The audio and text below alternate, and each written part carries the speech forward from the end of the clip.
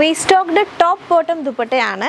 ഇങ്ങനെ എലൈൻ പാറ്റേണിൽ കലീസ് വന്നിട്ട് അതിൽ തന്നെ എംബ്രോയ്ഡറി വർക്കും ഈ നെക്ക് പാറ്റേണിലും വൈറ്റ് കളറിലെ thread embroidery and same embroidery വർക്കാണ് സ്ലീവിൻ്റെ എൻഡിലും വരുന്നത്.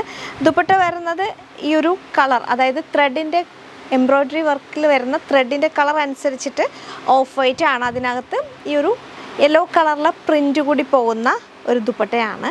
നമ്മൾ നേരത്തെ ചെയ്ത ഐറ്റമാണ്.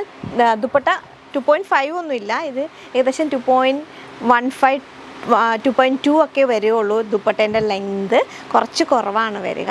ഇതിപ്പം പാറ്റേൺ വരിക അതാ ഇങ്ങനെ ഒരു A-line pattern, P pattern neck വരും. അവിടെ ചെറിയ പ്ലീറ്റ്സ് ഉണ്ട്. കോട്ടൺ റയോൺ ആണ് മെറ്റീരിയൽ. ടോപ്പിൻ്റെ ലെങ്ത് വരിക 48 ആണ്, ബോട്ടമിൻ്റെ ലെങ്ത് വരുന്നത് 39 ആണ്.